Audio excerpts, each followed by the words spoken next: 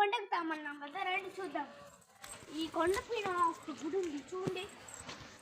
ఇక్కడంతా పెద్ద పెద్ద రాయిలు ఉన్నాయి చూడండి. ఇప్పుడు మేము మెట్లు ఎక్కుతున్నాం చూడండి.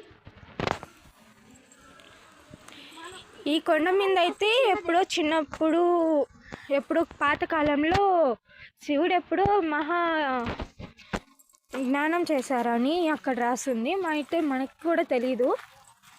కిందంతా లోయలా ఉంది, చూసానంటే కళ్ళు తిరిగేటట్టుగా. ఈ గుహల్లో కూడా చిన్న చిన్న బర్డ్స్, కలర్ఫుల్ బర్డ్స్ ఉన్నాయి.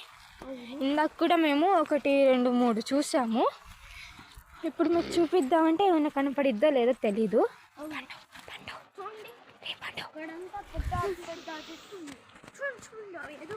కనిపిస్తుంది మా వాళ్ళకి. ఇక్కడైతే ఇంకా ఏం బర్డ్స్ లేవు.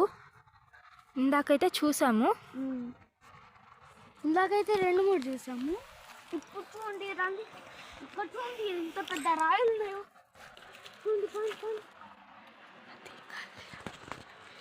ఇక్కడ నడవాలన్నా కూడా చెప్పులు వేసుకొని నడిచామంటే స్లిప్ అయ్యి పడిపోతాం.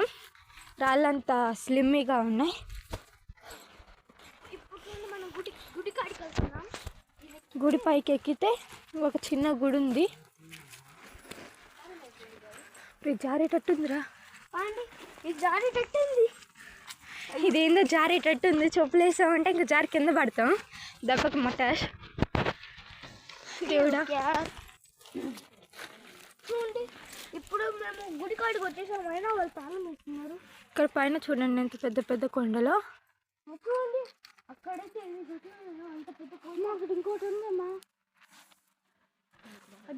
అక్కడికి ఎక్కామంటే ఇంకా ఇదవుతూ. ఇక్కడ చూడండి మనం వచ్చామని ఇక్కడ తలుపులు ఓపెన్ చేస్తున్నారు. ఇక్కడ హోమం చేసుకోవడానికి హోమగుండం. ఇప్పుడు దాన్ని ఓపెన్ చూద్దాం.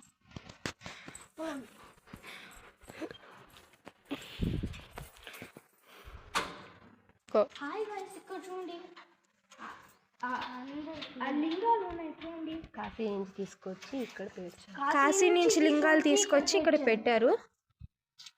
ఇప్పుడు అక్కడ చూడండి శివుడు.